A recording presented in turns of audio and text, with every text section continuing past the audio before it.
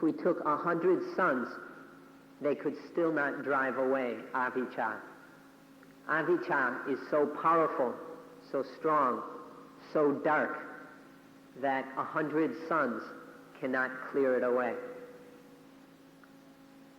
This is how important avijja is, this not knowing of things as they are, not knowing, this not understanding the five khandhas. Another way we can describe it is it's even darker than blindness. Even when someone is blind, they can still perceive a few things.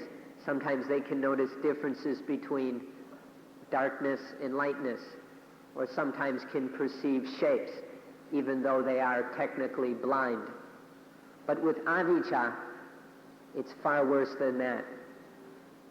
This not knowing is even blinder than blindness.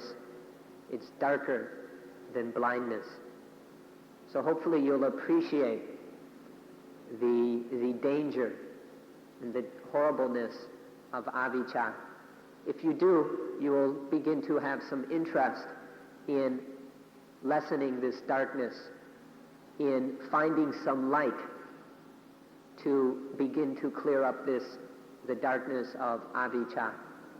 100 suns won't do the trick, but there is something called vipassana, insight, which is a spiritual light which can begin to clear up the spiritual darkness of avijja.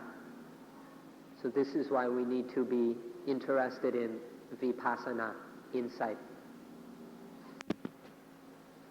Literally, avijja means the absence of knowledge, the absence or the lack of knowledge. Vicca is knowledge, a is not or without. But when we use the word knowledge here, it is still too vague and ambiguous because there are many kinds of knowledge. And so we need to distinguish between right knowledge and wrong knowledge. There are many things that we can know, and of these, many of them are useless. They are kinds of knowledge that have no value in extinguishing dukkha. So we need to distinguish between right knowledge and wrong knowledge, or frivolous, unnecessary knowledge. And so if we understand this, that there are two kinds of knowledge, knowledge which is correct and knowledge which is incorrect, then we will understand that vicca means correct knowledge, and avicca is the lack of correct knowledge. If you don't understand ignorance in this way, then you will think you have to go and learn everything in every book that has ever been written in the universe, and that's an impossible task. So we're not talking about all the minutiae and facts and details that can be stored away in books, computers, libraries, and universities. We're just talking about right knowledge. Right knowledge, which is the knowledge that can clear up the problem of dukkha. So this is avicca. Ignorance, spiritual ignorance, is the lack of right knowledge. And so we need to develop vicca, correct knowledge, which is a light. This light of correct knowledge of vicca will clear up the darkness of avicca. And so in this way we must scrutinize the mind, be aware of any avicca, and begin to straighten out this situation, be able to clean up and clear up and brighten up and polish the knowing so that it is not avicca, but that it becomes vicca, right knowing. Knowing things as they really are. Not knowing all the little itty-bitty surface details of things. Not getting caught up in the externals of things, but penetrating to the true nature of things. especially penetrating to the true nature of the five khandhas. This is the light of vicca, which will clear up the darkness of avijja. For those of us who are just beginning to study this subject, just beginning to look into this matter, there's a very easy way of noticing when they're noticing the difference between vicca and avijja. When there is avijja present, then attachment will arise. When avijja is overseeing the situation, then attachment will arise.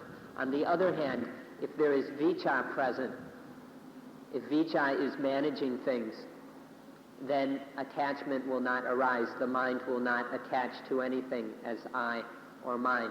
So for those of us who are just beginning to look into these things, into this matter, the way to discriminate between vicca and avijja is by the presence of attachment.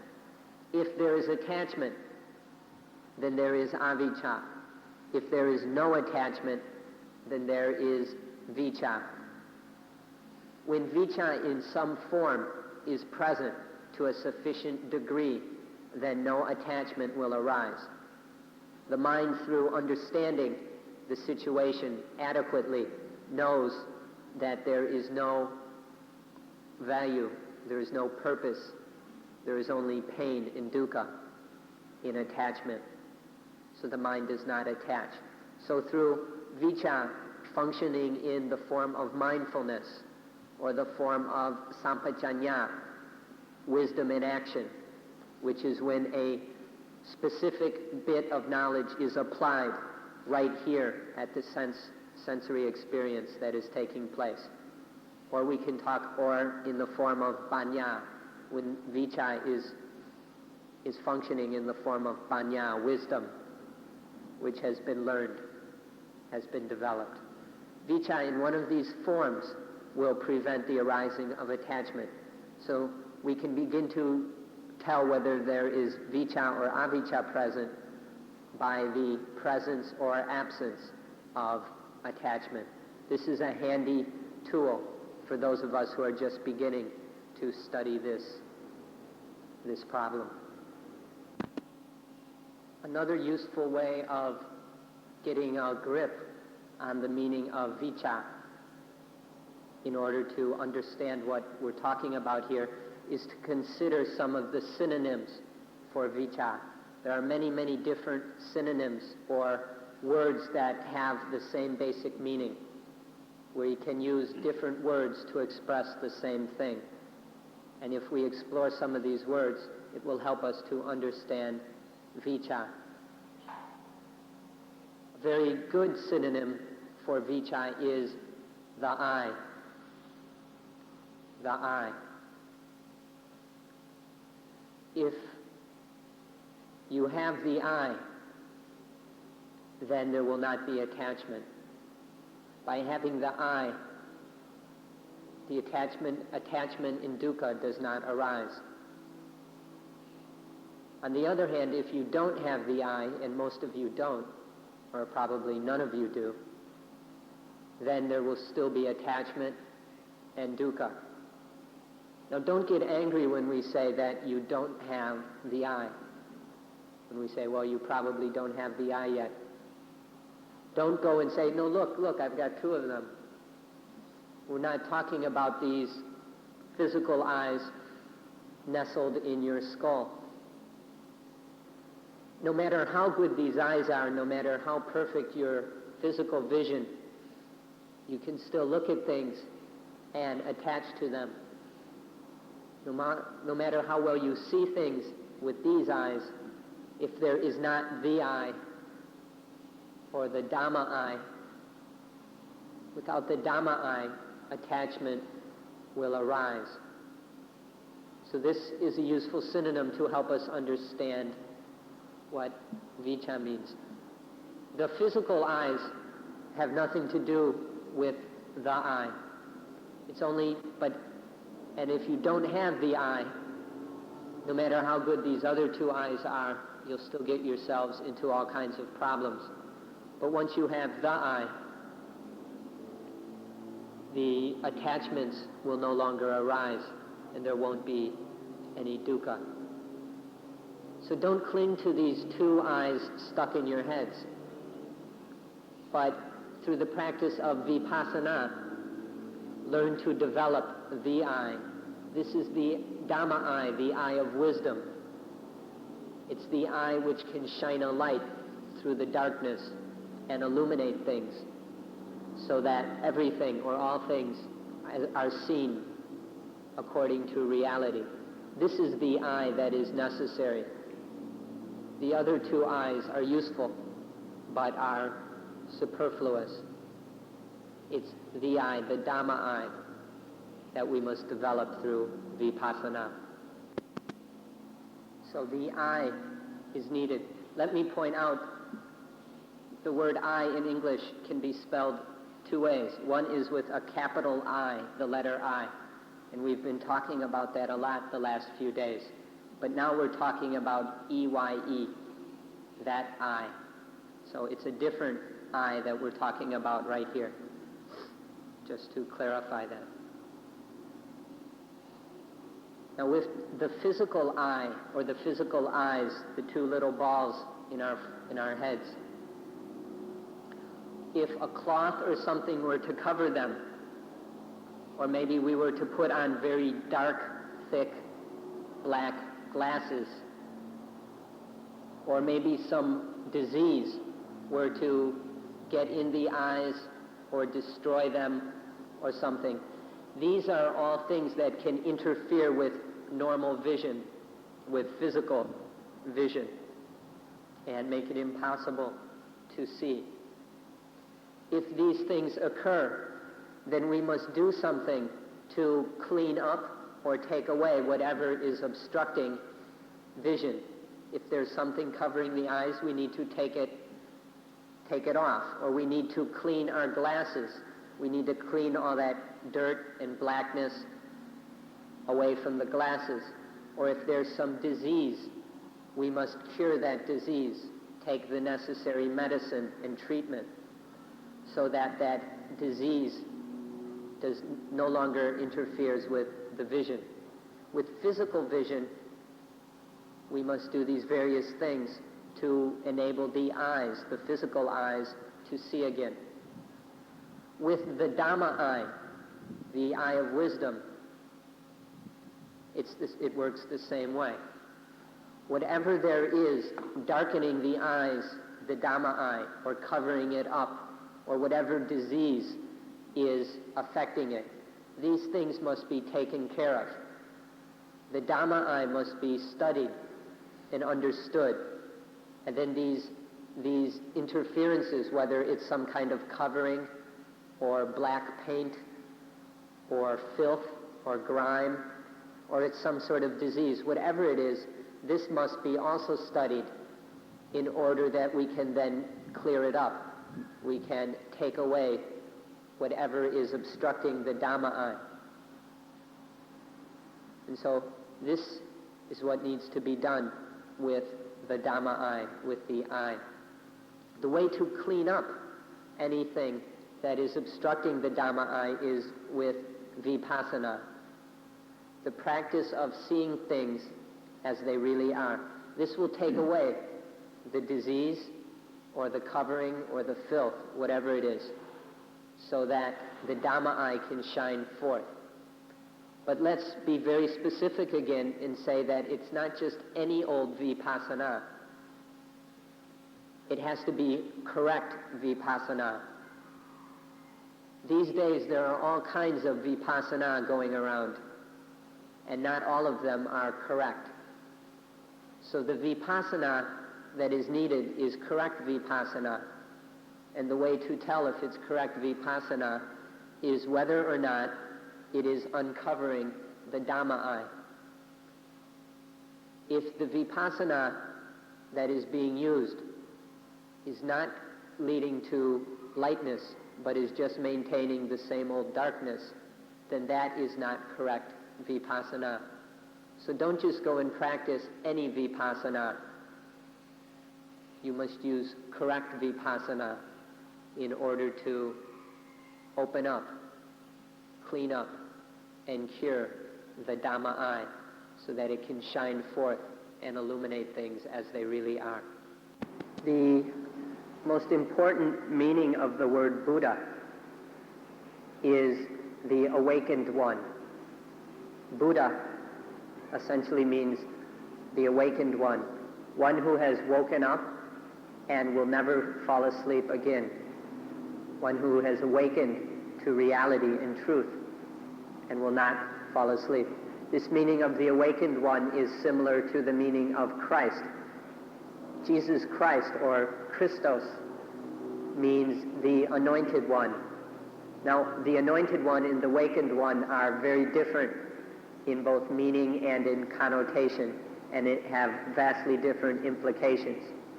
But Christ was this title signifying something special about Jesus Christ.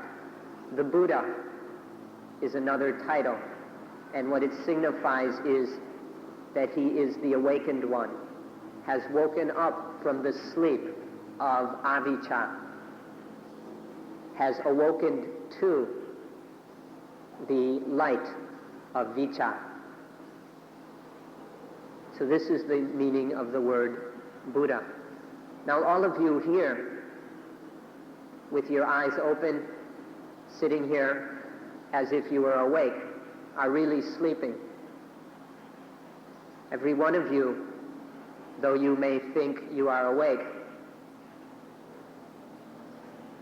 you are really sleeping. Maybe you are physically awake according to the normal meaning of that word, but according to the most profound meaning of the word awake, all of you are asleep. You are sleeping because the Dhamma eye has not yet opened. Just because these physical eyes are opened or uncovered and free of disease doesn't mean that the Dhamma eye is functioning properly. And as long as the Dhamma eye has not yet opened, then you are still sleeping. Sleeping in the state of unknowing, the sleep of not knowing things as they truly are. So something must be done here to waken us all up so that we can open this Dhamma eye, so that we will have the real eye. These physical eyes are just illusions, but the Dhamma eye is the true eye that can really see, that can see the truth, see what needs to be seen, rather than see nothing but phantasms and illusions. So we practice vipassana, correct vipassana, to develop the light that will open the Dhamma eye, so that we will awaken, so that we can get out of this sleep of not knowing which we're sunk into. So let's look a little more at this state of avijja, the condition of sleep that we're all wallowing in. Have you woken up yet? Or are you still sleeping? Look inside. Are you still asleep? Have you opened your eyes yet? Or are they still closed? Is the Dhamma eye open or closed? You can ask yourself, or we can begin at the very beginning, a very basic question about whether one is awakened or not, or is beginning to awaken or not. Ask yourself, why were you born? Why were you born? Do you know? If you don't know, then you haven't begun to waken up yet. Why were you born? If you know why you were born, then your Dhamma eye is beginning to open. Why were you born? Or some of you will say, oh, I didn't ask to be born. Don't ask me these silly questions. It's not my fault. Somebody else did it to me. Well, if you think this way, then ask yourself, now that you're born, what are you going to do? You can't deny that you've been born. So here you are, you've been born. What are you going to do about it? What are you going to do? If you cannot answer this question, then you're still sleeping. So can you answer this question? Why were you born? Or what are you going to do now that you've been born? We can start here. This is the simplest question or level of avijja. And so we can begin to examine on this level to see whether we are asleep or whether we are awake, whether the Dhamma eye is closed or whether it has opened. The next point with which to view avijja is the question of what is life? You don't even know what life is. How can you be awake? What is life? And following from this, what is life? How is life to be managed? What are we going to do with this life? How do we manage it? How do we arrange it? And then what should be accomplished with life? What should be attained with life? This is the second point that you need to ask yourself in working on this problem of avijja. What is life? How is life to be managed?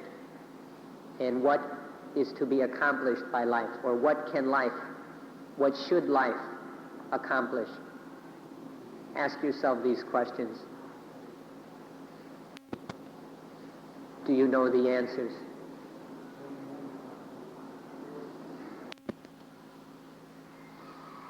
The next thing that we don't know, we've mentioned two so far. The third thing that you don't know is that what we have to take care of, what has to be set straight, is the mind. Not this thing that we call the self, or the soul, or the Atman, or Atta. This is the thing that we don't even know. We're always talking about, I have to do this, I have to change that, or I have to work on myself, or my practice, or my this, me, that, I. We're always talking in these terms. And we generally don't even know that what needs to be cleaned up, trained, developed, and worked on is the mind. This self or soul doesn't even exist. It's something purely elusive. It's just a figment of wrong thinking, of the imagination. And so how can we do anything with this? It doesn't even exist, the I or the self, the I like this. It doesn't even exist. So how can we clean it up or train it or develop it or anything? It's hopeless. But it's the mind that exists. It's the mind that can be trained. It's the mind that can be straightened out, that can be developed and trained. So this is the third thing that we don't know. We don't realize that it's the mind that must be worked on, not I must work on myself. The fourth thing that we don't know has to do with our refuge, or something that we can depend on, something that we can take refuge in. This is something we don't know either. Most of us are taking our refuge in things like spirits, angels, God, universities, governments, things like this. We take our refuge in external things. This shows that we don't even know where real refuge is. If we want the things we can depend on are not things that are outside, that are external. The only thing that we can really depend on, the only thing in which we can truly take refuge is within.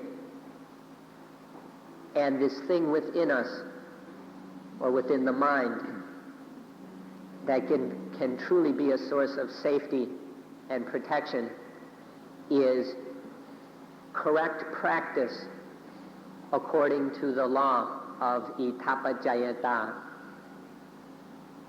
Don't go looking outside towards gods or angels or governments or teachers and think that they will solve your problems for you. This is hopeless. There is no security in external things. The only real security is within, in correct practice that is in accordance with the law of itapajayata. Itapajayata means having this as condition, this arises. It's a law of cause and effect. It's the law that is linking all the phenomena that makes up our experience in life, both mental and physical. There is this causal interrelationship, causes and effects. This causes this causes this causes this, on and on and on and on. This interwoven tapestry of causes and effects.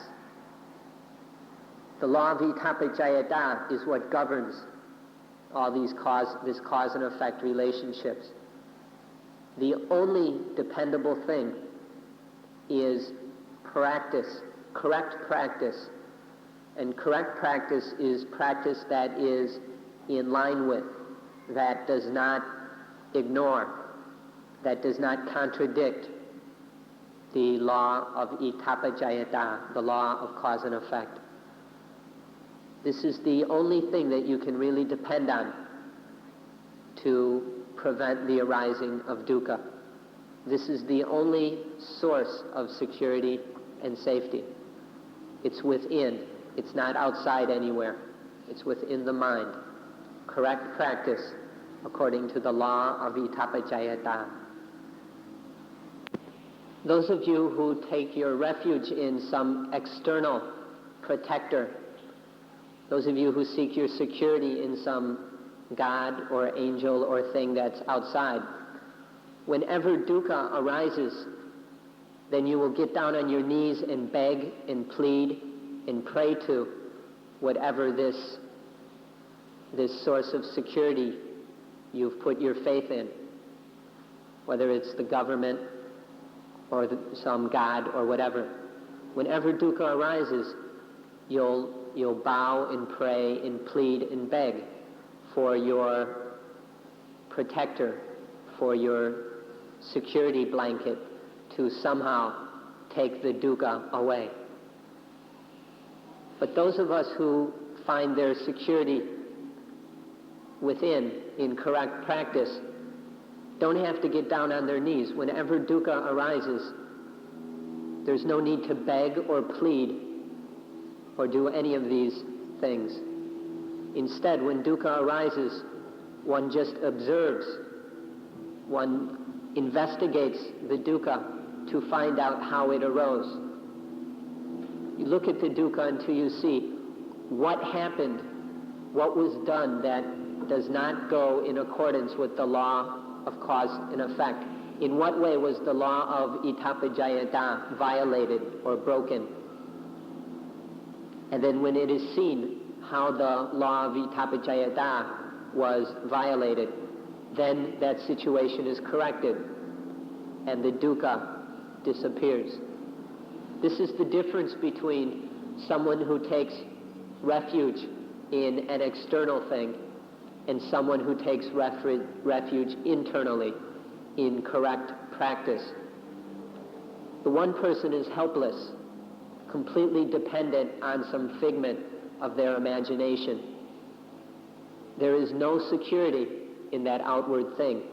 And so no matter how much you beg and plead and whatever, the most you can succeed in doing is deceiving yourself even more. The most you can do is to deceive yourself that there is no dukkha. But through using the internal refuge, by seeking one's security in correct practice, One need not beg or plead. There is always the path of opening the Dhamma eye in order to understand how the law of cause and effect was violated, and then correcting the situation. This is the difference, and it is a very great difference between those who take refuge in external things and those who take refuge in internal things. And by the way, by external things, this also includes certain ways of sitting, certain ways of walking, and various other activities. All these so-called spiritual practices, if they are just bodily movements, then that is just taking refuge in some physical ritual. And there is no security in that. Correct practice is in the mind. Correct practice is not dependent on the body. It's dependent on the mind. It's in the mind where we violate or follow the law of itapicayata. So see the difference between these two refuges, the external refuge and the true refuge within. Yeah.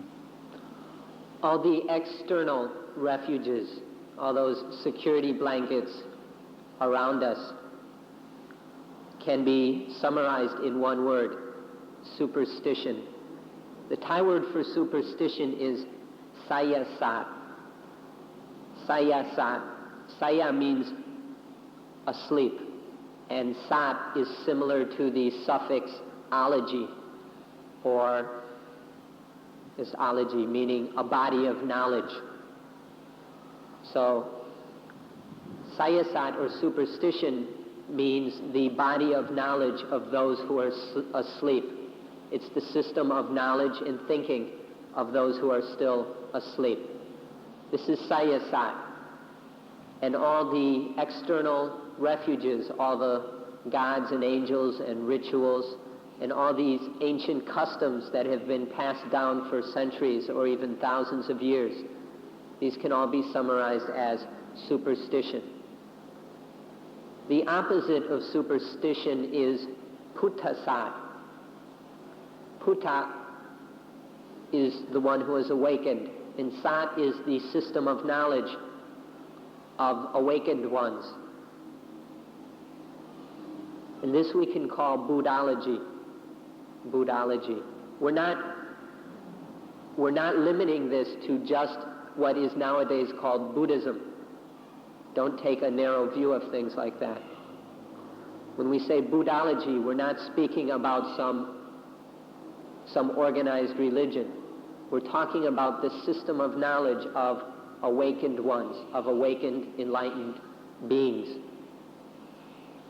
The system of knowledge of an awakened being takes its refuge in correct practice according to the law of itapicayata, as we've explained. So there are these two bodies of knowledge. The one is, we can maybe say, sleepology, the body of knowledge of those who are asleep. If you're sleeping, please wake up. People have been sleeping for thousands of years, and look where it's gotten us. So if you're asleep, if you're still caught up in superstition, in superstitious rituals and practices and beliefs, then wake up. Wake up to Buddhology, to the correct practice of, according to the body of knowledge, the system of knowledge of those who are awakened. So wake up. You've been sleeping long enough. Put down the refuge of superstition, because it won't work. And waken up. Awaken to Buddhology, the true refuge, true security, something you can actually depend on. To summarize this all, we can just say that avijja is not knowing the law of itapicayata. Ignorance is not having sufficient understanding of the law of itapicayata. Avijja, this is all it comes down to, is not having sufficient understanding of the law of cause and effect. This is avijja. When we have chosen or taken up a incorrect refuge, when the thing we depend on, when our security blanket is a foolish one, then we will suffer dukkha. Because we take up an incorrect security blanket which cannot protect us, we will inevitably suffer through the burden of life. In fact, that security blanket will itself be a burden. And so in taking this foolish protection, this foolish refuge in some superstition, then there will be dukkha. The next thing that we don't know is we don't know how to lessen the atta. We lack the understanding of how to lessen and diminish selfishness and egoism. We can't slacken or abate the selfishness and egoism. This is the fifth thing that we don't know. Even worse than that, we haven't even thought about lessening it. Not only don't we don't know how to lessen selfishness, we've never even thought that we ought to lessen the ego, lessen egoism and selfishness. Instead, we just think about how to add to it, how to build up selfishness, how to puff up pride, how to develop status and stature. We tend to go in the wrong direction and add to our avijja rather than lessen it. And on top of that, and because of it, we don't want to lessen the atta. We don't want to lessen selfishness. This is because we love selfishness. We love the atta. We love ourselves. This we that loves, it's an illusion. And it loves this illusion. It's so caught up in this illusion. It loves it. It's very satisfying and pleasing to itself. And so this illusion becomes self-perpetuating. And then this we, this I, this self, it doesn't even want to lessen selfishness.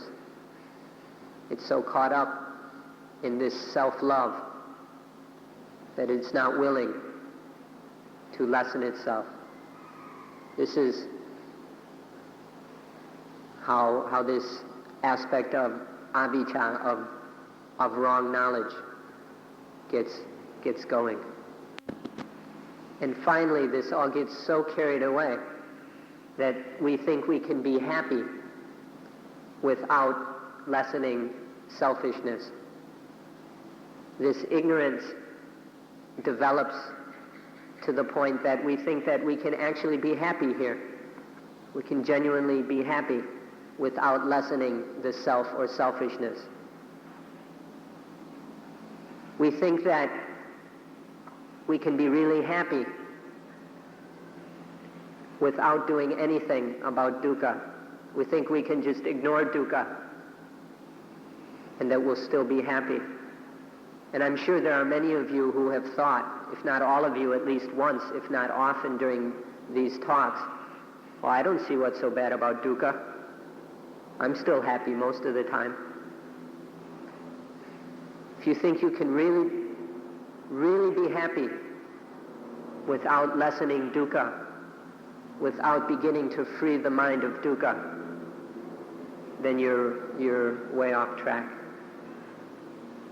This idea of the self and not wanting to lessen it gets really confused when we think that we can be happy without doing anything about selfishness, without doing anything about dukkha.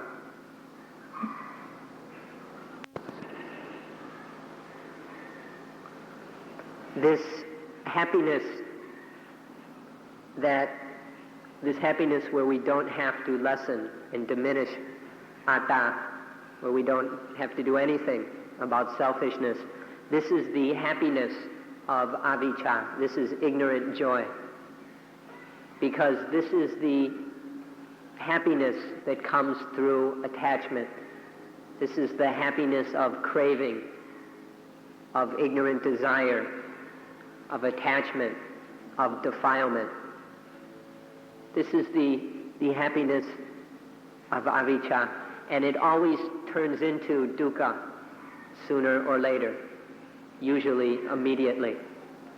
This happiness of ignorance that is based in attachment, selfishness, and defilement always becomes dukkha. This is the inevitable result of the happiness of avijja, the happiness where we can keep being selfish. This, what we've just said, is based in the fact, the truth, that this ignorant happiness comes when the mind foolishly takes some defilement as the self. Some defilement includes some kind of craving, greed, hatred, anger, fear, worry, confusion, jealousy, selfishness, attachment. These things are taken as the self. And when the mind takes defilement as the self, then there will be some kind of ignorant happiness, which is very, very fleeting, and then becomes dukkha. In these cases, the mind does not take poti, or true knowledge of the way things are, knowledge of the way that leads out of dukkha. The mind doesn't take poti as the self. Be very careful on this point. Don't confuse what we're talking about. With ignorant happiness, the mind is taking defilement as the self, instead of taking what we can call enlightened knowledge as the self. Defilement is taken as the self instead of enlightenment. This is the problem that results in ignorant happiness. When the mind has ignorance or is caught up in not knowing or in wrong knowledge, then it has the hope that some external thing, that someone else will solve its problems for it. The ignorant mind thinks that somebody else or some other thing will come in and clear up the dukkha for it. This is what happens with the ignorant mind. It depends on externals, on someone or something else to solve the problem, which is hopeless. Or the mind puts its hopes and wishes in something that is impossible. The ignorant mind is trying to get something, or it's hoping for something that is just absolutely impossible, such as that everything will last forever, or that this or that will not change, or that things like this, that impermanent things will be permanent. This is another foolish kind of wishing that arises in the ignorant mind. It wants what is impossible. Or we wish for something that is beyond what is, or we wish for more than is possible. We hope for something that is more than possible. In the world nowadays, we're obsessed with what is good and positive. We only want positive things, and we want more and more of them. This is more than what is possible. Some good in some positive things are possible, but to wish for only good and positive things. And this is more than what is possible. Some good and some positive things are possible, but to wish for only good and positive things is impossible. So this is another form of wishing that arises in the ignorant mind, wishing for what is more than possible. Thus, the burden of life arises because we are unable to control the mind. The mind is out of control, and it is not trained to stay within the boundaries of what is possible. Because of ignorance, the mind is always straying beyond its limits, always wishing and hoping for things that are not possible. So this is how the burden of life arises, because of the inability to control the mind, because the mind is not mastered and trained so that it is kept under control. When we say we, there's no other we than the mind. So we're talking about the mind can't control itself, even if we say we can't control the mind.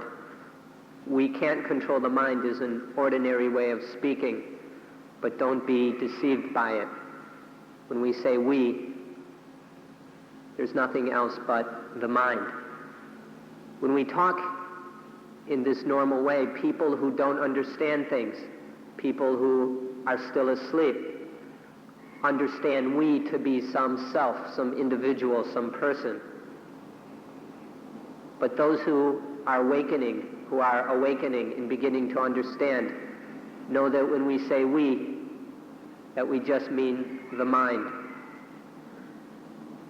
And so when you're talking about the mind can't control itself, the mind is out of control. And it's not up to any we to control it. The mind must do that by itself. Because the mind doesn't have enough understanding of the way things work. It cannot maintain itself in a state of correctness. The mind can't train itself to be correct and then develop itself so it stays in a state or condition of correctness, of rightness. Because the mind can't do this, it gets caught up in dukkha. When the mind is correct, when it gets in that state of correctness and stays there, maintains itself there, when the mind lives correctly, then it does not pick up any of the burdens of life, and there is no dukkha. But because of ignorance, the mind is unable to do this. It can't control itself. It can't maintain itself in correctness, and thus there is dukkha. The mind that is out of control gets involved in defilements, in attachment, and these all bring upon it burdens and dukkha. So when the mind is not correct, when it's not under control, it gets into these problems which we've discussed. So now we're going to give you a list of 9 things which you can use to examine yourself to see whether the mind is correct or not. Don't worry about examinations you take in school or to get government jobs or things like that. Those examinations are of secondary importance. We're going to give you a list of 9 things to take the examination that really matters, to see whether the mind is correct or not. So we'll give you these 9 things. If you've got some paper, you can jot them down. Otherwise, you'll have to memorize them. The 9 things are ความรัก love, ความโกรธ anger, ความเกลียด hatred, ความกลัว fear, ความวิตกกังวล worry, ความอาลัยอาวรณ์ jealousy, ชามริษยา envy, envy, อาลัยอาวรณ์ possessiveness แล้วก็อิจฉาริษยา jealousy แล้วก็ความหวงความไม่ยอมให้ความหวงไว้ stinginess แล้วก็ความหึงความหวงที่เข้มข้นเรียกว่าความหึงอย่าง possessiveness อย่างสามีภรรยาหึงสามีผัวหึงเมียหึงผัวเนี่ยเรียกว่าความหึงนี่9อย่างนี้ขอช่วยจำไว้เป็นเครื่องสอบไล่หรือทดสอบว่าอะไรมันได้เกิดขึ้นแล้ว He had 9 things, but my translation might have come up with. เขาว่าได้มี Did I give you 9? 8. Okay. เอาใหม่ So love, ความรัก ความโกรธ anger, ความเกลียด hatred, ความกลัว fear. ความวิตกกังวล Let's say anxiety. ความอาลัยอาวรณ์ความรักที่ตัดไม่ได้อาลัยอาวรณ์เช่นความรักที่ตัดไม่ได้อาลัยอาวรณ์คิดถึงอยู่เสมอ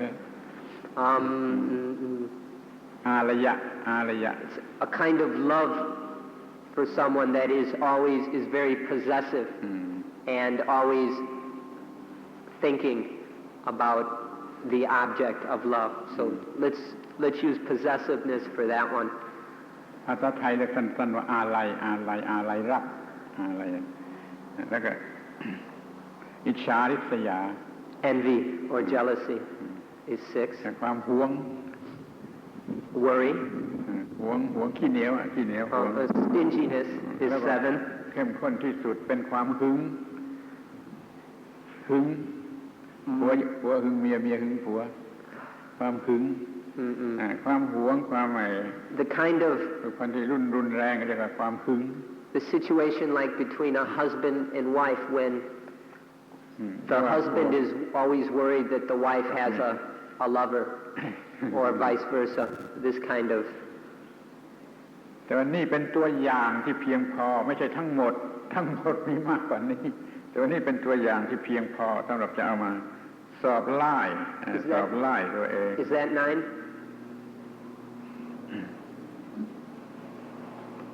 I'm sorry, I can't come up with a good translation for all these topics. These 9 things are just examples, however.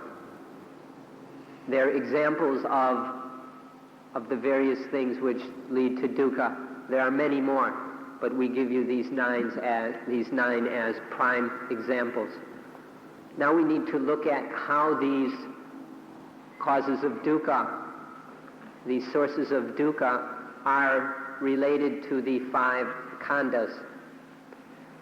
The relationship is that these 9 things occur because we do not realize that the 5 khandhas are anatta, not self. When we talk about anatta, this includes within it anicca, impermanence, and dukkha, unsatisfactoriness. So when we talk about anatta, the understanding of anatta must include these other 2. And so when we say that these 9 kinds of wrong thinking arise because of not understanding that the 5 khandhas are anatta, this means that they arise because of not understanding that the 5 khandhas are impermanent, unsatisfactory, and not self. So if we say just anatta, understand that we're talking about impermanence and unsatisfactoriness as well. These 2 are always included within anatta. We'd like to take this opportunity to say a little bit more about anicca, dukkha, anatta, impermanence, unsatisfactoriness, and not self, because almost everyone has a very fuzzy and unclear understanding of this matter. Even in Thailand, which has been a so-called Buddhist country for hundreds of years, and which is crammed full of monasteries and monks, there are still many people teaching anicca, dukkha, anatta in a very fuzzy an unclear way. So we want to take the opportunity to give you a very clear and concise explanation of this. So we encourage you to either jot it down or memorize it. Anicca is continual or continuous change through rising and ceasing. Anicca is continuous change through arising and ceasing. Dukkha is the squeezing, affliction, or pain that arises from that continuous change. Dukkha is the affliction that arises from the continuous change. Anatta is that there is nothing, there is no thing that can stop that affliction of anicca. There is no thing, no self, no I, no person, no individual. There's nothing whatsoever that can stop that affliction of anicca. This is anatta. And so these three definitions of anicca, dukkha, and anatta can be used for everything within the universe. Everything in the universe can be defined and described according to anicca, dukkha, anatta, as we have just explained them to you. If we pare it down just a little bit, shorten it just a little bit, we can say that continuous change, affliction, and nothing can stop it. Nothing can resist the continuous change and affliction. So we can summarize it, everything, all the experiences and phenomena of life, we can describe as continuous change, affliction, and no thing can resist it. And so now let's bring these back to the five khandhas. The five khandhas are continuously changing. We can see continuous change in the five khandhas. This continuous change of the five khandhas is affliction. It afflicts the five khandhas. And there is no thing within the five khandhas or outside the five khandhas. There is nothing anywhere that can stop this continuous change and affliction of the five khandhas. So this is how anicca, dukkha, and anatta relate to the five khandhas. These five khandhas are continuously changing, and that change is affliction, it's painful, it's at least ugly to look at and hateful and disgusting. And there's nothing that can stop it. Nothing outside or inside or identical to or opposing to or anything. Nothing that is outside or inside or opposed to or identical to the five khandhas which can resist that change or affliction. So these are the three characteristics of all compounded things. Whatever kind of thing arises because of causes and conditions, that thing is continuously changing, it is affliction, and there's nothing that can stop that change or affliction.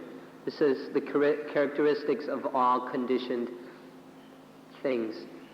Because of ignorance, because the mind does not yet know, because there has not been the enlightenment experience through which the mind sees and understands things as they really are. Without this, there arises the burden of life. Through this avijja, the 5 khandhas are attached to as an I or a self. These khandhas are taken up as burdens because of ignorance.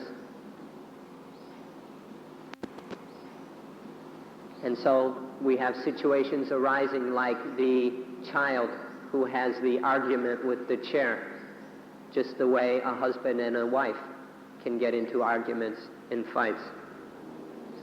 Through attachment to the 5 khandhas, the child gets in a fight with a chair. And this is all because of ignorance, through attaching to the 5 khandhas. And so, because of avijja, the defilements have an opportunity to be the self. Because of ignorance, the mind takes the defilements, takes defiled mind states as the self, and thus the burden of life arises because of this attachment. Because the defilements are always being taken as the self, then there is no opportunity for poti, enlightenment, or satipanya, mindful wisdom, to be taken as the self.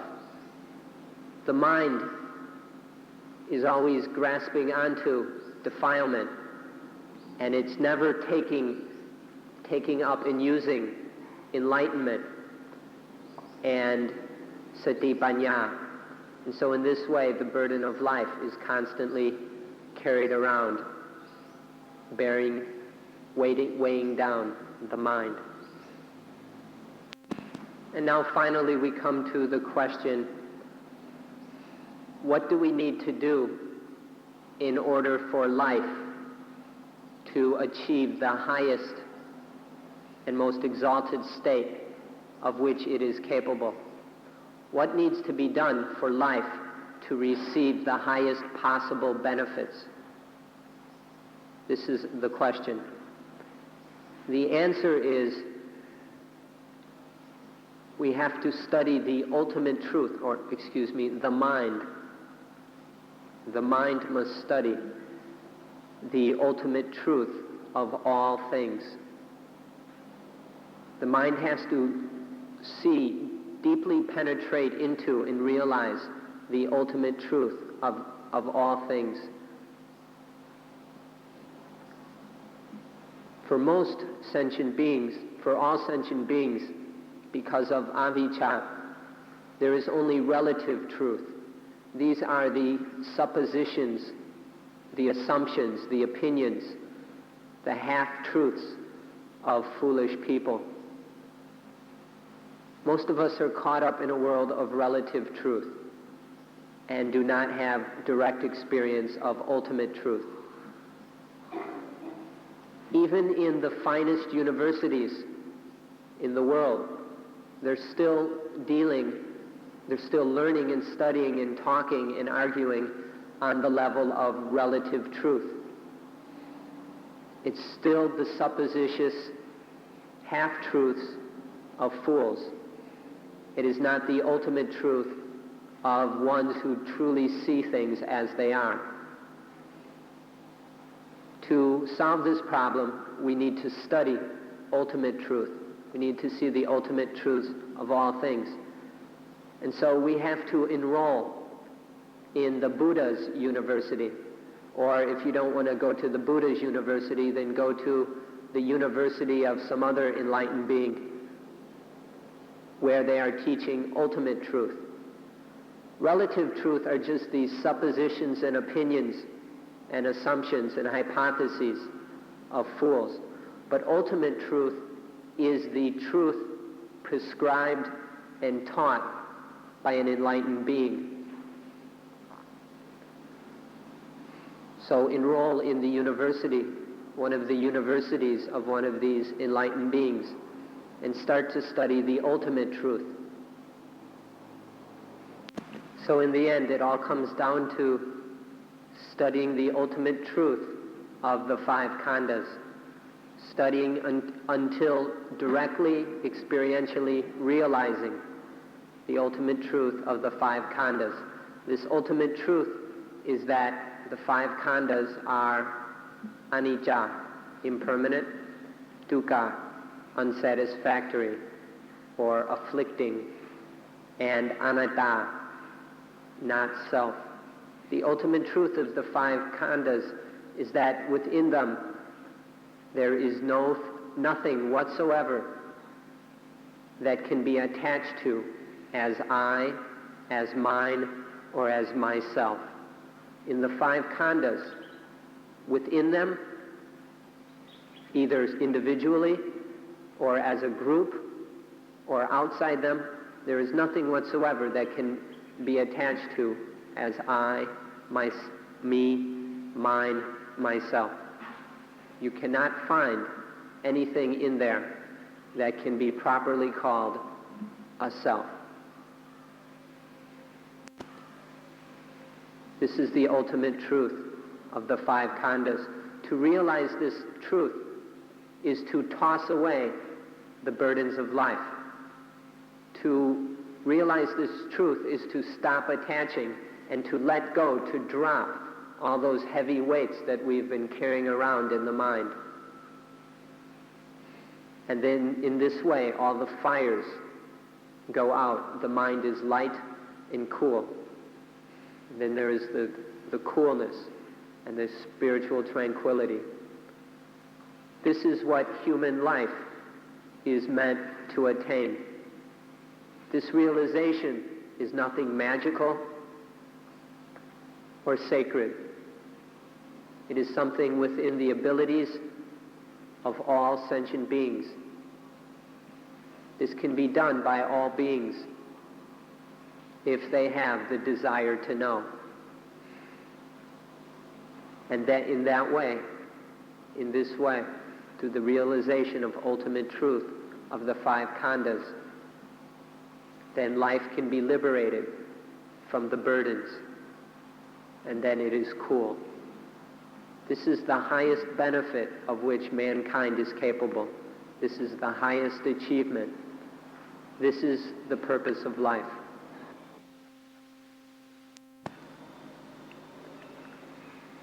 Due to the fact that this is the final talk of this series, I would like to talk about the final topic associated with what we've been talking about. And so today I would like to talk about the results or fruit of uprooting the idea of a self or an I associated with the five khandhas. So today we'll be answering the question, what are the benefits of pulling out the self from the attachment to the five khandhas? As we discussed yesterday, in life we have, or the first question we must answer in life is, once we are born, what is it that we ought to receive? What should we accomplish in life? What ought to be accomplished? What ought to be attained or achieved? Or what ought to be received through the living of life? This is our first question.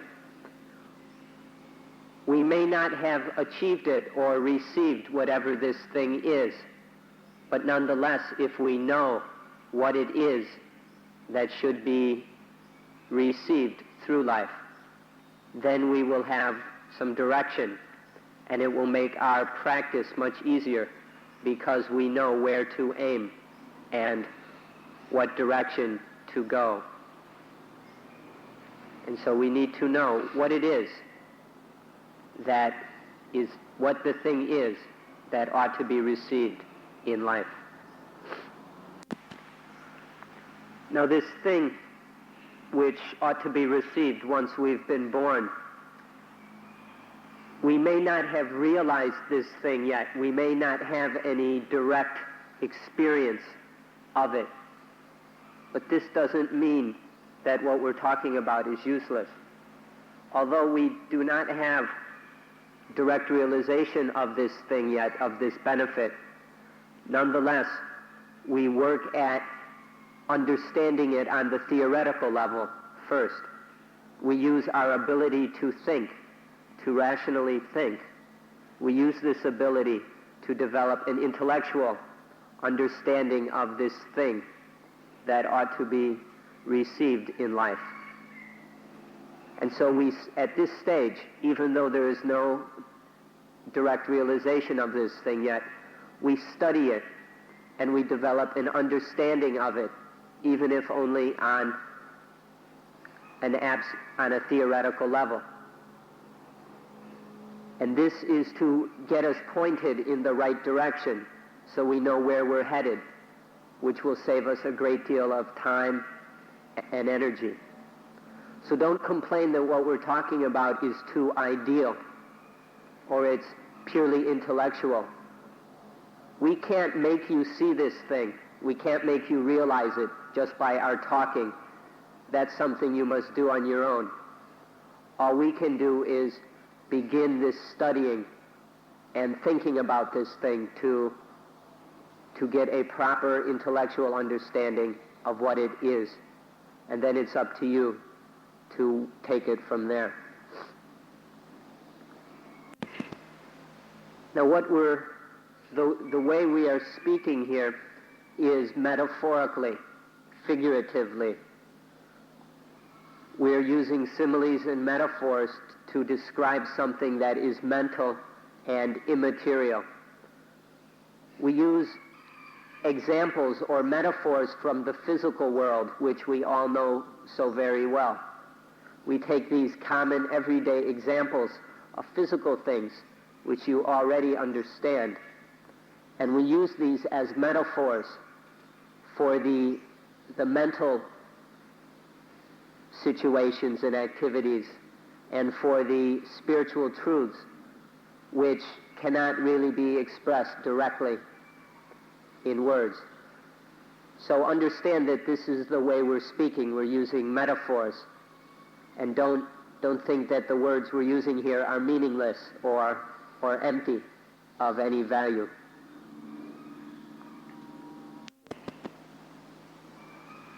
When we are able to end attachment to the 5 khandhas, we say that we are released from the 5 khandhas, or we are freed from the 5 khandhas.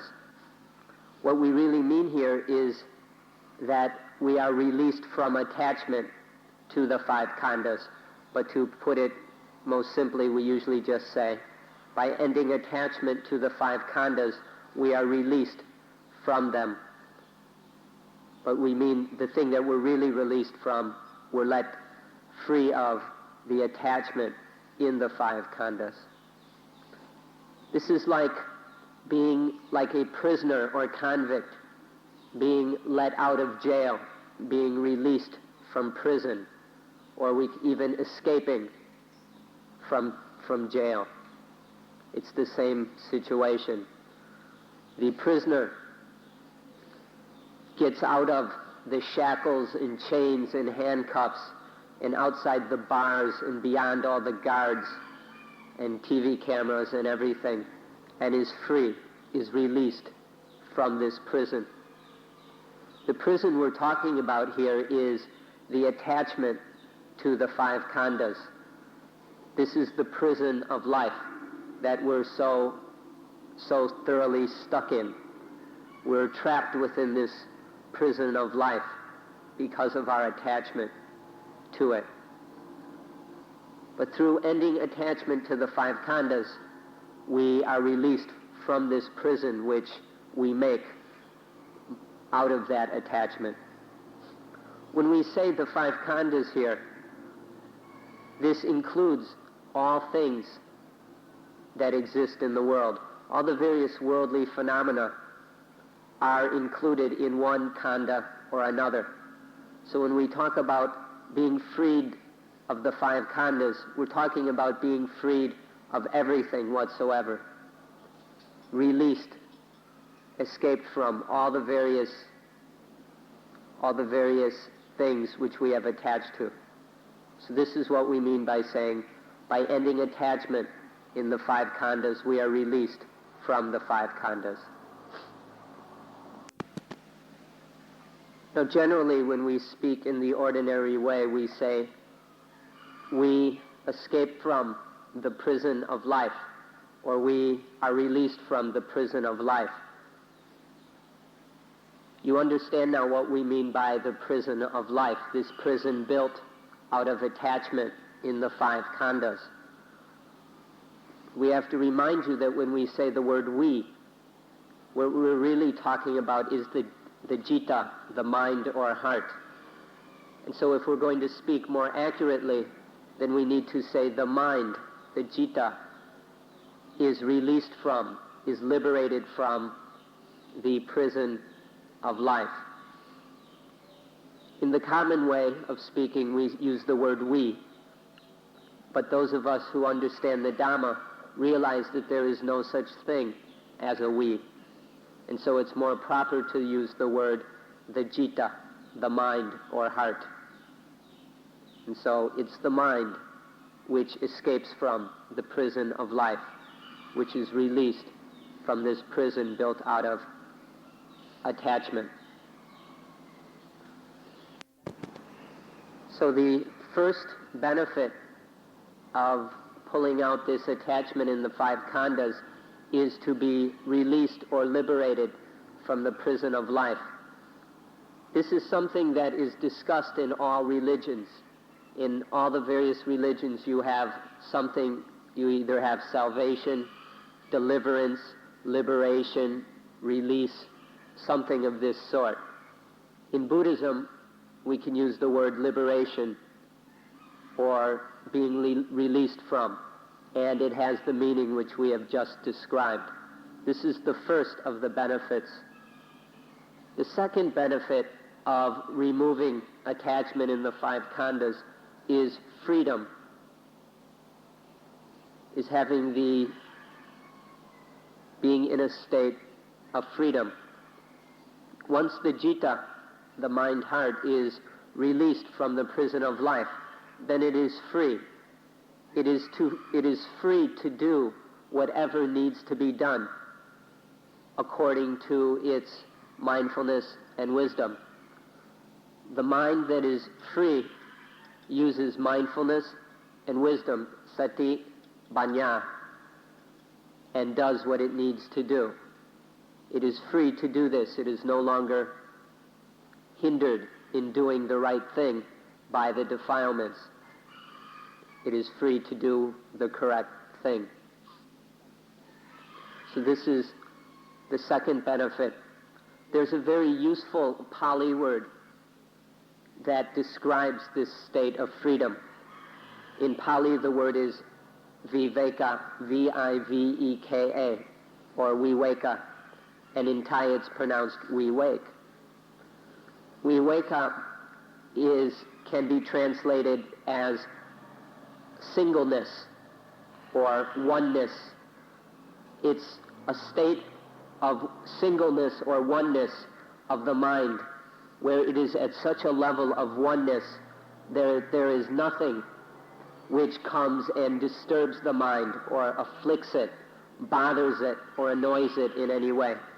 The mind is in such a state of oneness or singleness that nothing disturbs it. This is the kind of freedom we're talking about. That is the second benefit of pulling out the attachment from the 5 khandhas. So the second benefit is freedom. And we're not talking about freedom in the usual worldly sense that people are fighting revolutions for all over the world. We're talking about freedom or liberation in the Dhamma sense. The third benefit of removing attachment in the 5 khandhas is cleanliness. We are clean. We become clean by removing this attachment. Usually, through this attachment, we're quite filthy. The mind is very dirty because of the defilements, the kilesa. The literal meaning of the kilesa are dirty things, impurities. And so we are filthy and impure because of these kilesa. And the kilesa arise because of attachment. So by removing this attachment, then we become clean. We clean up the defilements, the kilesa. We clean up the anutsaya, the defiled tendencies. And we clean up the asava, the defiled outflows. We've discussed these 3 aspects of defilement, the kilesa, anutsaya, and asava, in an earlier talk.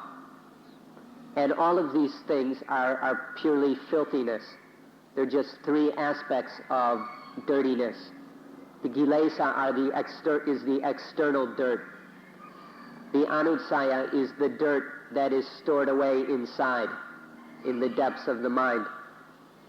And then the asava are the flowing outward, the squirting or leaking outward of that dirt. Through removing attachment, all this defilement and dirtiness is cleaned up. And so then the citta, is clean. Once again, we're talking about clean in the Dhamma sense, in a Dhamma meaning of the word. We're not talking about it in an ordinary worldly sense. So this cleanliness in the Dhamma sense is the 3rd benefit of removing attachment in the 5 khandhas.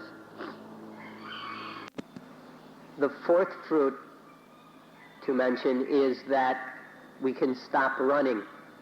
The 4th benefit is being able to stop running. We can use an example of this, your own condition, your own situations. You've all run from America, Europe, Australia, someplace. You're running from somewhere. And before long, you'll be running from Suan Mok, running off in some other direction. You're running here and there because of desire, because of wanting to get this or get that, because of the power and influence of desire. You're running one way, running another way. You're always running somewhere. This desire comes from attachment to things, to attachment in something. And all of these things which you're attaching to fit in within the 5 khandhas. So all this running back and forth, to and fro, this endless running, can be stopped by pulling out that attachment in the 5 khandhas. Without that attachment, there will be no desire, no ignorant craving. And then one can stop running. Now when we say stop running, another way of talking about this is to say, or this state of constantly running is, in a broader sense, can be explained as being born over and over again. Being born once, being born again, constantly being born over and over again. Born in this state, born in that state, born in another state. Born with this desire, born again in this desire, born again in a different desire. Being born over and over again, or running back and forth, to and fro, constantly. The 4th benefit is that this stops. All this being born over and over again, or this running back and forth, stops. But when we say the running back and forth stops, it doesn't mean that you stop. Because with the end of attachment, there's no more you to stop. So the running stops. There's no more running back and forth. But there's nothing to stop. There's no thing or I or self that stops. So not only is there no running, There's no going, there's no coming, and there's no staying in one certain place. So there's neither coming or going or stopping in a certain place. With all the running to and fro, there is no rest. There is no chance to relax and find peace. But when the running stops, and there is no coming or going, and no stopping either, then there can be peace. This is the fourth benefit of removing attachment within the 5 khandhas. The 5th benefit is coolness. By removing attachment in the khandhas, there is coolness, or nibbana. This word coolness is directly translatable by the word in Thai Nipan, or in Pali Nibbana. That's all that Nibbana means, is coolness. But we have to understand this coolness properly. Some people have the misunderstanding that Nibbana means death. And there are many Western scholars who have shown their ignorance of Buddhism, such as Freud, by equating Nibbana with death. This is to completely misunderstand what is meant. Nibbana means coolness. And we can give many examples of this coolness that we're talking about. For example, a burning charcoal from a fire. When removed from the fire, it will be glowing red because it is so hot. But then it will cool down. It will no longer be red. It will be black or gray. And when it is no longer hot, then we say that charcoal is nibbana. It is cool. Or say rice that is being cooked on a fire. The rice must be boiled, and so it is very, very hot. But then when it is removed from the fire, after a period of time, we can say the rice is nibbana. It is cool enough to eat. These are some physical examples of nibbana. The word nibbana means when something hot, when some fire becomes cool. That coolness is nibbana. When any fire calms down and becomes cool. We've given you these physical, material examples first. But the fires we're talking about, when we're talking about the real meaning of nibbana, aren't the physical fires with which we cook rice or burn things. We're talking about the fires of the mind, which we mean the defilements, the kilesas. If you've honestly looked at these things, you realize that they are truly fires. The defilements are fires which are burning the mind. When these defilements become cool, that coolness is nibbana. When these fires go out, that is nibbana. But most of us don't even realize this. We're not really aware of these fires in the mind. And so we have trouble understanding what is meant by spiritual coolness. To help you understand this, we can talk about 2 kinds of fire. You'll have to listen very closely because this will sound a bit strange to you. But there are 2 kinds of fire. There are fires that are wet, and fires that are dry.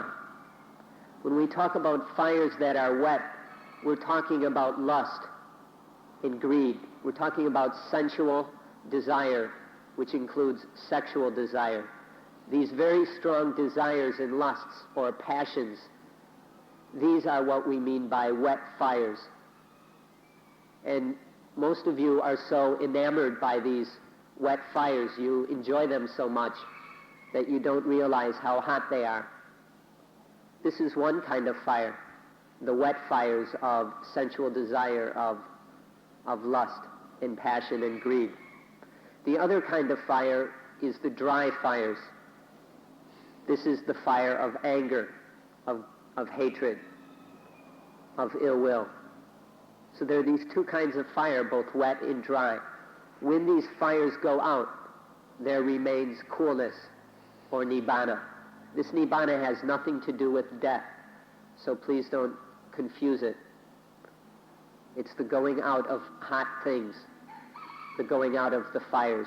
This is nibbana, which is the fifth benefit, the fifth fruit of the removal of attachment from out of the five khandhas.